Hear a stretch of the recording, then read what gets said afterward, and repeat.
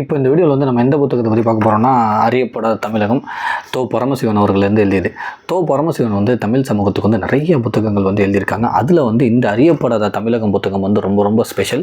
அதுலேயும் வந்து இந்த புத்தகத்தை நிறைய ரைட்டர்ஸ் வந்து இந்த புத்தகத்தை வந்து தமிழர்களாக இருக்கவங்க வந்து இந்த புத்தகத்தை படிங்க. தமிழர்கள் நம்மளோட வேர்கள் வந்து எங்கேருந்து ஆரம்பிச்சிச்சு, நம்மளோட அந்த வழிபாடுகள், அப்புறம் வந்து சாதி சமய முறை, அதுக்கப்புறம் வந்து சாப்பாடு பழக்க வழக்கங்கள், அந்த உறவு முறை, உணவு பழக்க வழக்கங்கள், சித்தர்கள் அப்படின்னு சொல்லிட்டு தமிழர் சார்ந்து எல்லா விஷயத்துக்குமே வந்து எங்கேருந்து வேர்கள் ஆரம்பிச்சிச்சு, இப்போ அங்கேருந்து இப்போ நம்ம இதெல்லாம் வந்து ஃபாலோ பண்ணிகிட்ருக்கோம், இதோட தொடர்ச்சி வேர்கள் வந்து எங்கே இருந்துச்சுன்னு சொல்லி அதை பற்றி நிறைய விஷயம் வந்து இதில் இருக்கும். பரமசிவன் அவர்கள் வந்து ஒரு 30 வருஷமாக வந்து அவர் படித்தும் கேட்டும் பார்த்தும் விஷயங்களை வந்து ஏகப்பட்ட விஷயங்களை வந்து இங்கே வந்து பதிவு பண்ணியிருக்காங்க. ரொம்ப ரொம்ப வந்து புரிய வைக்கிற மாதிரி தான் வந்து இந்த புத்தகம் வந்து இருக்கும். கிட்டத்தட்ட வந்து ஒரு 100 பக்கங்கள் உள்ள புத்தகம் இது. ஒரு 90 ரூபாய் இந்த புத்தகம். பட் ஆனால் ரொம்ப ரொம்ப இன்ஃபர்மேஷன் இருக்கிற புத்தகம் இது. இந்த புத்தகத்தில் என்ன இருக்கும் அப்படின்றத வந்து ஒரு சின்ன சின்ன விஷயமா வந்து நான் நிறைய வீடியோவில் சொல்லியிருக்கேன். அதை நான் வந்து கட் பண்ணியே வச்சுருக்கேன். இந்த வீடியோ முடிச்சுட்டு லாஸ்ட்டில் வந்து அந்த பழைய வீடியோவுமே நான் ஆட் பண்ணுறேன். ஸோ நீங்கள் வந்து பாருங்கள். இப்போ இந்த ஒரு புத்தகத்தில் வந்து எந்த ஒரு பகுதியை வந்து பார்க்க போகிறோம் அப்படின்னா வந்து சித்தர்கள் அப்படின்ற ஒன்று. சித்தர்கள் பற்றி நம்ம நிறையவே கேள்விப்பட்டிருக்கோம். சில பேர் என்ன சொல்லுவாங்கன்னா வந்து சித்தர்கள் அப்படின்னா வந்து ஒரு 18 பேர் சித்தர்கள் தான் அப்படின்ட்டுருக்குன்னு சொல்லி நம்மளாம் நினச்சிக்கிட்டு இருக்கோம். பட் ஆனால் சித்தர்கள் அப்படின்றவங்க வந்து 18 பேர் இல்லை, நூற்றுக்கணக்கான சித்தர்கள் இருக்காங்க. ஈவன் முஸ்லீம்ஸ்லேயே வந்து அந்த சூஃபிகள்னு சொல்லி அந்த சித்தர்கள்னு சொல்கிற மாதிரி சூஃபிகள் இருக்காங்க. முஸ்லீம்லேயுமே வந்து அந்த மாதிரி இருக்காங்க அப்படின்றாங்க. அதுலேயே வந்து நம்ம அந்த முகலாய பேரரசு வந்து உள்ளே வந்தவொடனே வந்து அந்த கஞ்சா அப்படின்னு அதுக்கெல்லாம் வந்து நிறைய பேர் இங்கே வந்து அடிமையாக கிடந்தாங்களாம். ஸோ அதனால் வந்து அதுலேயுமே வந்து அப்படி அடிமையாக கிடந்தவங்களையுமே வந்து சித்தர்கள்னு சொன்னாங்களாம். பட் அவங்க வந்து அப்படிலாம் இல்லையா, அவங்க வந்து அந்த தவறான பழக்க வழக்கத்துக்கு வந்து அடிமையாக இருந்திருப்பாங்களாம். பட் சித்தர்கள் அப்படின்றவங்க வந்து அவங்கள வந்து சொல்ல மாட்டாங்களாம். சித்தர்கள்ன்றது வந்து சித்து வேலை செய்பவர்கள் அப்படின்னு. அதாவது வந்து சித்தர்களை வந்து ரொம்ப ரொம்ப மக்கள் வந்து விரும்புகிறதுக்கு என்ன காரணம்னா வந்து அவங்களோட பாடல்கள் மூலிமா சமயம் சாதி சார்ந்து யாரெல்லாம் வந்து அடக்குமுறையில் வந்து அடக்கி வச்சுக்கிட்டு இருக்காங்களோ அவங்களுக்கு அகெயின்ஸ்டாக தான் வந்து அவங்களோட பாடல் இருக்குமா. இப்போ வந்து சாதி சமயம் சொந்த வந்து ஒருத்தவங்கள வந்து நம்ம அடக்குறோம் அப்படின்னா வந்து நீ ஏன் வந்து என்ன அடக்குற, எல்லாத்துக்குமே எல்லாமே நம்மலாம் சமம் தான் அப்படின்னு சொல்லிட்டு சித்தர்களோட பாடல்கள் எல்லாத்துலேயுமே வந்து அந்த சாதி சமய அடக்குமுறைக்கு வந்து எதிராக தான் இருக்குமா. அதனால தான் வந்து சித்தர்களுக்கு வந்து நிறைய வந்து மதிப்பு இருக்குமா. அதுமாதிரி வந்து ஒரு பொருள், அதாவது மண்ணை கூட வந்து மருந்தாக மாற்றுறதுக்கு சக்தி வந்து அவங்கள்ட்ட இருக்குமா. அதனால தான் வந்து அவங்கள வந்து ரொம்ப ரொம்ப பெரிய இடத்துல வந்து வச்சுருந்தாங்களாம். பட் அதுக்கு முக்கியமான காரணம் வந்து இந்த சாதி சமயத்துக்கு அடக்குமுறைக்கு வந்து அவங்க ரொம்ப ரொம்ப எதிராக இருந்தாங்க. அவங்களோட பாடல்களில் வந்து அதுக்கான கருத்துக்கள் வந்து நிறையா இருக்கும். அதனால தான் வந்து சித்தர்களுக்கு மேலே மக்களுக்கு வந்து நிறைய நம்பிக்கை இருந்துச்சு அப்படின்றாங்க. அது மாதிரி வந்து சித்தர்கள் வாழ்ந்த இடத்துலலாம் வந்து நிறைய இடத்த வந்து அவங்க இறந்து போனோன்னு வந்து கோயிலாகவும் மாற்றிருக்காங்களாம். இதுதான் வந்து தமிழர்கள்ட்ட இருந்து சித்தர்கள் வந்து தமிழர்களுக்கு வந்து இப்படி தான் வந்து அறிமுகமாகறாங்க. அவங்களுக்காக கோயில்கள்லாம் வந்து இப்படி தான் உருவாச்சு அப்படின்றாங்க. அதை பற்றி சின்ன சின்ன இன்ஃபர்மேஷன் தான் வந்து இதில் சித்தர்கள் பற்றி வந்து போட்டிருக்காங்க. இந்த புத்தகத்தில் வந்து நிறைய இன்ஃபர்மேஷன் இருக்குது. நான் அந்த வீடியோ முடிச்சோன்னே வந்து பழைய வீடியோலேருந்து ஒரு விஷயத்தை வந்து கட் பண்ணி ஆட் பண்ணுறேன். இந்த புத்தகத்தில் வந்து என்னென்னலாம் இருக்குன்னு தமிழர்கள் முக்கியமாக வந்து படிக்க வேண்டிய புத்தகம் சொல்லிட்டு தான் வந்து எல்லா எழுத்தாளர்களுமே வந்து இந்த புத்தகத்தை சொல்லியிருக்காங்க. நான் வந்து இப்போ சித்தர்கள் மட்டும் தான் வந்து இந்த வீடியோவில் சொல்லுவேன். சித்தர்கள் என்போர் தமிழ் மக்களிடையே செல்வாக்கு பெற்று விளங்கிய ஒரு கூட்டத்தவர் ஆவர். சித்து வேலை அறிபவர்கள் என்பது இந்த சொல்லுக்கு பொருள். சித்து வேலை அறிந்தவர்கள் என்பது இந்த சொல்லுக்கு பொருள். நீரிலும் நெருப்பிலும் காற்றிலும் நடப்பது, குளித்தல், உணவு, உடை தேவைகளை பொருட்படுத்தாமல் வாழ்வது, ஒரு பொருளை இன்னொரு பொருளாக மாற்றுவது, துறவிகளாகவும் எதற்கும் கட்டுப்படாதவர்களாகவும் வாழ்வது, தேவைக்கேற்ப உடலை உருமாற்றிக் கொள்வது முதலியன சித்தர்கள் செய்து காட்டும் சித்து வேலைகளாகும் அப்படின்னு சொல்லிட்டு இந்த மாதிரி வேலைகள்லாம் வந்து சித்து வேலை அறிந்தவர்கள் தான் வந்து சித்தர்கள் அப்படின்னு சொல்லி சொல்லுவாங்களாம். அதுமாதிரி வந்து கிராமப்புறங்களில் வந்து நூற்றுக்கணக்கான சித்தர்கள் கதையெல்லாம் இருக்கான். நம்ம சொல்கிற மாதிரி வந்து 18 சித்தர்கள்லாம் இல்லையா, நிறைய நூற்றுக்கணக்கான சித்தர்கள் வந்து இருக்காங்களாம். அதுமாதிரி வந்து யாரெல்லாம் வந்து சித்தர்களாக இருந்து இறந்து போயிருக்காங்களோ அவங்களுக்கு வந்து கோயிலுமே வந்து தமிழ்நாட்டில் வந்து நிறைய இடத்துல இருக்குது அப்படின்றாங்க. அதுமாதிரி இந்த நாட்டுப்புற மக்களுக்கெல்லாம் வந்து சித்தர்கள் மேலே வந்து ரொம்ப ரொம்ப மரியாதையாக இருந்துச்சா. எதுக்குன்னா வந்து அவங்களோட மருத்துவ அறிவாக மண்ணையுமே வந்து மருந்தாக மாத்திர அறிவு வந்து அவங்கள்ட்ட இருந்துச்சு. அதனால் வந்து நாட்டுப்புற மக்கள் வந்து சித்தர்கள் மேலே வந்து ரொம்ப ரொம்ப மரியாதையாக இருந்து அவங்களே வந்து சாமி கும்பிட ஆரம்பித்தாங்களாம். இன்னொன்று வந்து செல்வத்துக்கும் அதிகாரத்துக்கும் வந்து அவங்க கட்டுப்படவே மாட்டாங்களாம். செல்வத்திற்கும் அதிகாரத்திற்கும் கட்டுப்படாத அவர்களது வாழ்க்கை எளிய மக்களின் உள்ளத்தில் உறங்கி கிடக்கும் விடுதலை உணர்வுக்கு வடிகாலாக விளங்கியதுன்னு சொல்லிட்டு யாராச்சும் ஒருத்தவங்க வந்து அதிகாரம் பண்ணாலும் செல்வாக்கை வச்சு அவங்கள வந்து கீழே கொண்டு வரணும்னு நினச்சாலும் அந்த ரெண்டு விஷயத்துக்குமே வந்து அவங்க வந்து அடிப்பணியவே மாட்டாங்களாம். அதுமே வந்து சாதி சமய அடக்குமுறை வந்து எங்கெல்லாம் நடக்குதோ அதுக்கு வந்து ஆப்போசிட்டாக தான் வந்து அவங்களோட பாடல்கள் அவங்களோட கருத்துக்கள் எல்லாமே இருக்கும் அப்படின்றாங்க. சித்தர் பாடல்கள் என்று வழங்கும் பாடல்களின் எண்ணிக்கை 10,000 இருக்கும். கடந்த நூற்றாண்டில் அச்சு எந்திரங்களின் வருகையோடு செவி வழியாக வழங்கிய பாடல்களை எல்லாம் அச்சிலேற்றி 18 சித்தர்கள் என்று பெயர் கொடுத்தனர்.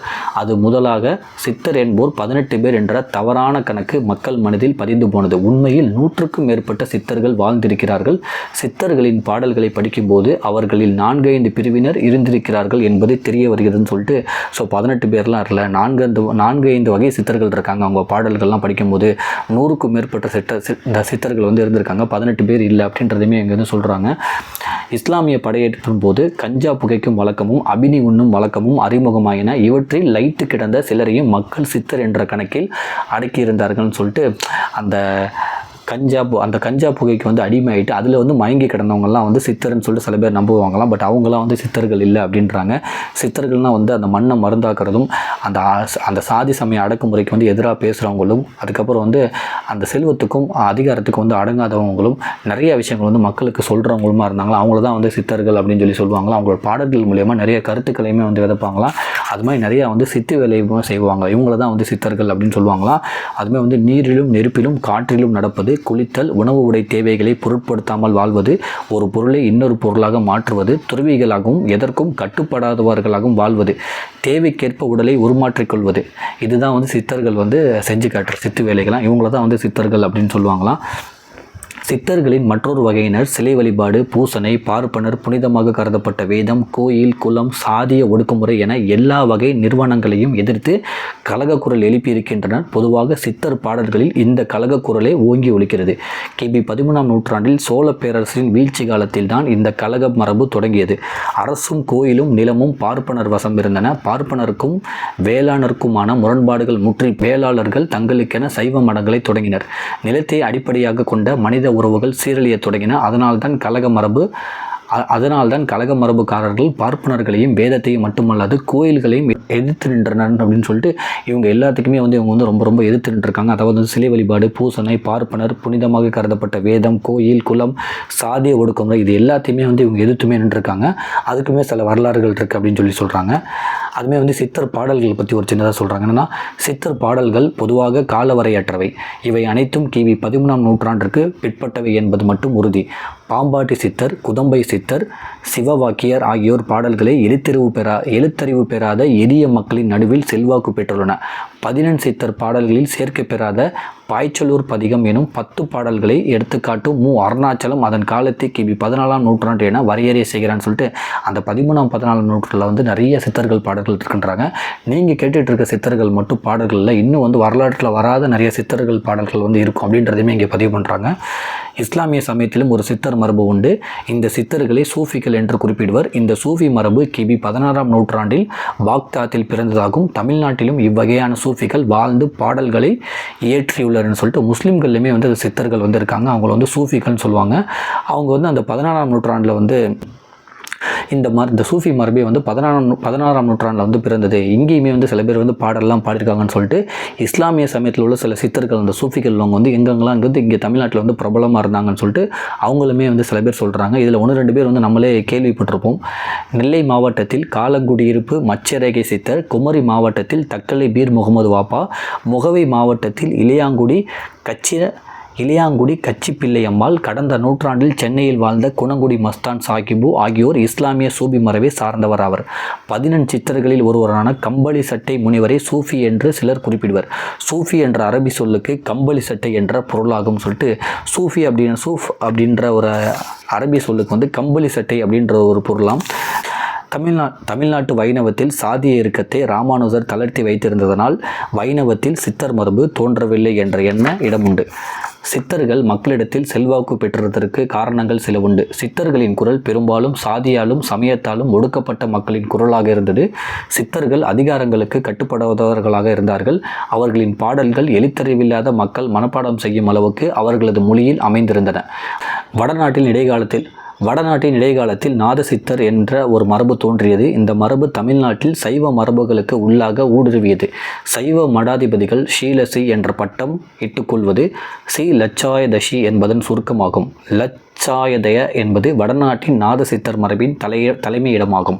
இதன் விளைவாக குருமார்களை அடக்கம் செய்த இடத்தில் கோயில் கட்டி குருபூசம் செய்யும் மரபு தமிழ் சைவத்தில் இடம்பெற்றதுன்னு சொல்லிட்டு இதுதான் வந்து சித்தர்கள் பற்றி சில விஷயங்கள் வந்து சொல்கிறாங்க.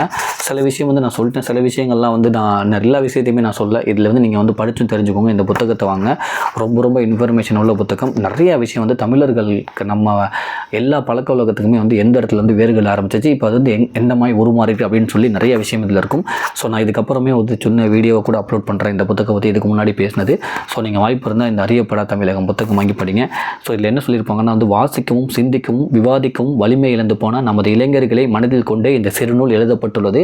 இது சில முற்போக்காளர்கள் கருதுவது போல பழமை பாராட்டுதல் அன்று, வேர்களை பற்றிய அறிமுகமும் விஞ்ஞானத்தின் பகுதி தான் சொல்லிட்டு சில முற்போக்காளர்கள் என்ன சொல்லுவாங்கன்னா வந்து என்னடா அது பழைய விஷயத்தையே சொல்கிறீங்க, 13, 14 நூற்றாண்டு தமிழர்கள் நம்மளோட வேர்கள் நம்ம என்ன யூஸ் பண்ணோம், இப்போ எப்படி நடந்துக்கிட்டு இருக்கு, இதெல்லாம் வந்து எதுக்கிட்ட பழசே பேசுகிறீங்க அப்படின்னு சொல்லி அவங்க சொல்லலாம். பட் ஆனால் அவங்க சொல்கிறது வந்து கரெக்ட் இல்லை.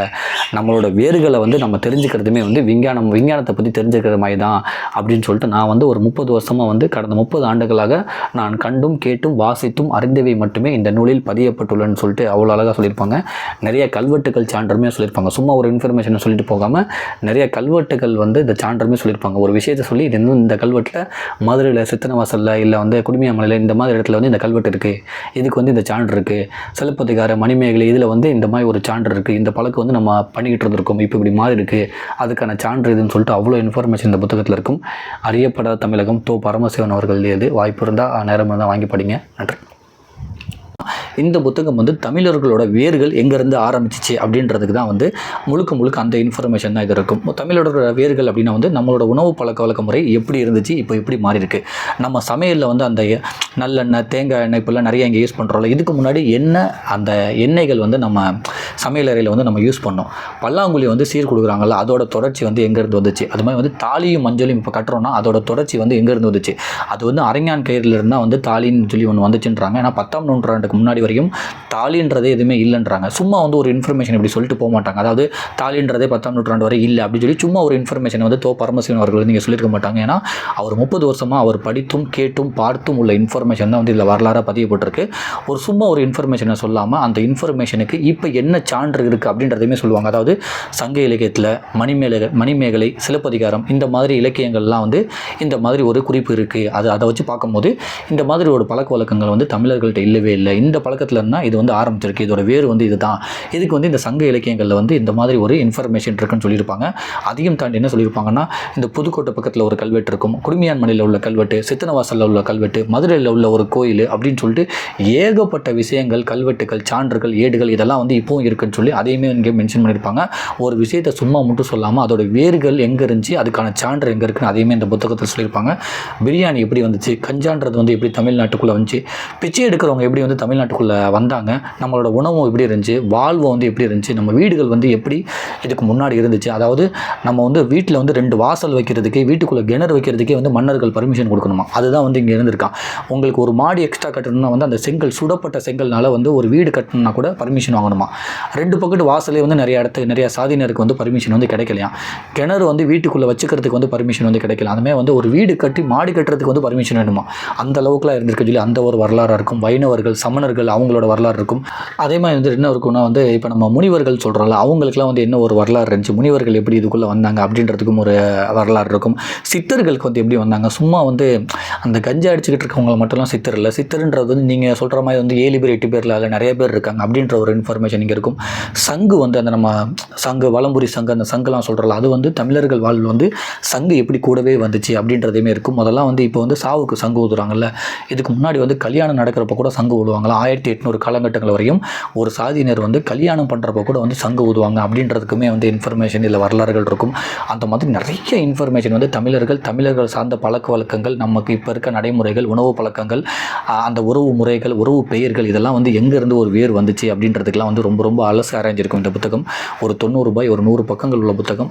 தமிழர்கள் எல்லாமே வந்து முக்கியமாக இந்த புத்தகத்தை படிக்கணும்னு சொல்லி நிறைய எழுத்தாளர்கள் வந்து இந்த புத்தகத்தை வந்து சஜஷன் பண்ணியிருக்காங்க. ஸோ நீங்கள் வாய்ப்பு இருந்தால் வாங்கி படிங்க. இன்னொன்று வந்து இன்னும் நிறைய இன்ஃபர்மேஷன் வந்து எப்படி இருக்குன்னா வந்து கல்வெட்டு சார்ந்தெல்லாம் வந்து நிறைய இன்ஃபர்மேஷன் வந்து இதில் இருக்கும். அதுதான் வந்து இந்த புத்தகத்தோட ஸ்பெஷல். இன்னும் வந்து நம்ம சங்குன்னு சொல்கிறோம்ல, அந்த சங்கு வந்து வலம்புரி சங்கு அப்படின்றத பற்றி ஒரு இன்ஃபர்மேஷன் இருக்கும். அதாவது வந்து வலம்புரி சங்கு வந்து கடலில் வந்து மீனவர்களுக்கு கிடச்சிருச்சுன்னா ரொம்ப மகிழ்ச்சியாக வந்து சங்கை ஊதி வந்து அந்த கடல்லேருந்து வரும்போதே தெரிவிப்பாங்களா, எங்களுக்கு வந்து வலம்புரி சங்கு கிடச்சிருச்சு அப்படின்னு சொல்லி. அந்த சங்கை வந்து மன்னர்களுக்கும் அந்த கோயில்களுக்கும் மடாலயங்களுக்கு தான் கொடுக்கணுமா, இவங்க வந்து யூஸ் பண்ணிக்கக்கூடாது. அந்த அளவுக்கு வந்து அரசர்கள் வந்து அந்த வலம்புரி சங்குக்கு வந்து கட்டளை போட்டிருக்காங்க. சொல்கிறாங்களோ அந்த அளவுக்கு உள்ள இன்ஃபர்மேஷன் வந்து இந்த எல்லாமே இந்த புத்தகத்தில் வந்து இருக்குது. ஸோ நீங்களுமே அந்த உறவு பேர்கள்லாம் எப்படி வந்துச்சு அதுக்குமே இருக்குது. இதுக்கு மாதிரி நிறைய வரலாறுகள் வந்து இந்த புத்தகத்தில் வந்து இருக்குது. ஸோ நீங்களுமே வந்து தமிழர்கள் உடை எப்படி இருக்கும், வீடும் வாழ்வும் வந்து எப்படி இருந்துச்சு அப்படின்றதுக்கும் சொல்லும். அதுக்குமே வந்து அந்த உரலும் உலக்கையும் நம்ம யூஸ் பண்ணுறோம்ல அதுக்கு உள்ள வரலாறுலாம் வந்து சொல்லும். அதுக்கப்புறம் வந்து தேங்காய் நம்ம யூஸ் பண்ண அரைக்கிறோம்ல அதுக்கு உள்ள வரலாறு, தமிழர்கள் வந்து எப்படி வந்து தேங்காய் யூஸ் பண்ண ஆரம்பித்தாங்க அது இருக்கும். அதுமாதிரி வந்து பிச்சை அப்படின்ற ஒரு பழக்கம் வந்து தமிழகத்துக்குள்ள எப்படி வந்துச்சு, தமிழகத்தில் வந்து பிச்சைக்காரங்களா இல்லையா, சில சமையல்கள் வந்து அந்த பிச்சை எடுக்கிற வந்து அக்செப்ட் பண்ணாங்களாம். அவங்க தான் வந்து தமிழ்நாட்டுக்குள்ளே வந்து பிச்சை எடுக்க ஆரம்பித்தாங்க. அந்த மூலியமாக தான் வந்து பிச்சை அப்படின்றது இருக்கும். அதுமாதிரி நான் முன்னாடியே சொன்ன மாதிரி வந்து எண்ணெய், தமிழர்கள் வந்து எண்ணெயெல்லாம் வந்து சமையலுக்கு வந்து யூஸ் பண்ணாங்க அப்படின்ற ஒரு வரலாறு இருக்கும். நம்மளோட உணவும் நம்மளோட நம்பிக்கையும் வந்து என்னமா இருந்துச்சு, அந்த கிழங்கு வகைகள் உணவுலாம் வந்து என்னமாதிரி ஒரு உலக தமிழர்கள் வந்து சாப்பிட்டாங்க அப்படின்றது. அதுமாதிரி வந்து உப்பும் உணர்வும், அந்த உப்புக்கும் உணர்வுக்கும் சம்மந்தம் நிறையா இருக்குது. தமிழர்களுக்கும் அந்த உப்புக்குமே வந்து நிறையா சம்மந்தம் இருக்குது அப்படின்றது இருக்கும். அதுமாதிரி வந்து திருமணம் நடக்கிறப்ப வந்து மணமகன் வரலைன்னா வந்து மணமகள் அவங்க இருப்பாங்க. அந்த மணமகனோட தங்கை என்ன பண்ணுவாங்கன்னா மணமகன் யூஸ் பண்ணுற ஏதாச்சும் ஒரு பொருளை எடுத்துகிட்டு வந்து மணமேடையில் வந்து வச்சுருந்து மணமகனுக்கு அந்த மணமகன் இல்லாதனால அந்த ஒரு மணமகன் யூஸ் பண்ண ஒரு பொருளை வச்சுருந்து மணமகனோட தங்கச்சி என்ன பண்ணுவாங்கன்னா மணமகளுக்கு வந்து தாலி கட்டுவாங்களாம். அந்த மாதிரிலாம் வந்து வரலாறில் வந்து தமிழர்கள் வந்து திருமணங்கள் நடந்திருக்குன்றாங்க. அதையுமே வந்து இங்கே பதிவு பண்ணுறாங்க. அந்த வளரி அப்படின்ற ஒரு ஆயுதம் வந்து தமிழர்கள் வந்து யூஸ் பண்ணாங்க. பட் வளரி அப்படின்றது வந்து ஒரு பெரிய வரலாறே இருக்குது. அது வந்து தமிழர்கள் வந்து யூஸ் பண்ணாங்க. பிரிட்டிஷ்காரங்களுக்கு வந்து அகேன்ஸ்டாக வந்து வளரி அப்படின்ற ஒரு ஆயுதத்தை வந்து யூஸ் பண்ணாங்க. இப்படி போட்டு விட்ற மாதிரி இருக்குது. அதேமாதிரி நான் ஸ்க்ரீன்ஷாட் போடுறேன். ரொம்ப அதிகமாக இடம் இருக்காது, ரொம்ப கம்மியான இடையாக இருக்கும், இரும்பில் செஞ்சதாக இருக்கும். அது வந்து எதிரியை வந்து ரொம்ப தூரத்தில் தொலைவில் போய் தாக்கும். பிரிட்டிஷ்காரங்களால் வந்து இந்த மருது சகோதரர்கள்லாம் வந்து இதெல்லாம் யூஸ் பண்ணியிருக்காங்க. பாளையக்காரர்கள்லாம் வந்து இதை வந்து பிரிட்டிஷ் அரசாங்கத்துக்கு அகேன்ஸ்டாக வந்து இதெல்லாம் வந்து யூஸ் பண்ணியிருக்காங்க ஆயுதமாக. பிரிட்டிஷ்காரங்களால் வந்து இந்த வளரி அப்படின்ற ஒரு ஆயுதத்தை வந்து சமாளிக்கவே முடியலன்னு சொல்லி அந்த ஆயுதம் தடை சட்டம் கொண்டு வந்து இந்த வளரி அப்படின்றத வந்து 20,000 வளரியை வந்து நம்ம தமிழர்கள்ட்ட இருந்து பாளையக்காரர்கள், மருது சகோதரர்கள் இவங்க எல்லாத்தையுமே இருந்து வாங்கி வச்சுக்கிட்டாங்க. ஏன்னா இவங்க பிரிட்டிஷ்காரங்களால் வந்து இந்த வளரி அப்படின்ற ஆயுதத்தை வந்து சமாளிக்க முடியல. எங்கேருந்து வருதுன்னே தெரியல, சல்லுன்னு வந்து அந்த கழுத்தெல்லாம் கிழிச்சிருந்தான். அதனால் வந்து அது ஆயுதம் தடை சட்டம் போட்டு அதெல்லாம் வந்து அபகரித்து வச்சுட்டாங்க. அந்த ஒரு வரலாறும் இருக்குது. ஏன் நான் அந்த வளரியை பற்றி சொல்கிறேன்னா இது வந்து பெரிய வரலாறு. பட் இந்த மாதிரி ஒரு மணமகன் வந்து வளரி யூஸ் பண்ணிட்டு இருந்திருக்காரு. மணமகன் வந்து கல்யாணத்துக்கு வர முடியலன்னு மணமகன் யூஸ் பண்ண வளரிய அந்த அப்படின்ற ஒரு ஆயுதத்தை வந்து எடுத்துகிட்டு வந்து மணமேடையில் வச்சு மணமகனோட தங்கை வந்து மணமகளுக்கு வந்து தாலி கட்டினாங்களாம். இந்த மாதிரி ஒரு வரலாறு நடந்திருக்கான். அதுக்கான சான்றுகளுமே இங்கே இருக்கும். ஸோ ரொம்ப ரொம்ப முக்கியமான ஒரு புத்தகம். தமிழர்கள் கண்டிப்பாக வந்து படிக்க வேண்டிய ஒரு புத்தகம். அறியப்படாத தமிழகம் தோ. பரமசிவன் அவர்கள் எழுதியது.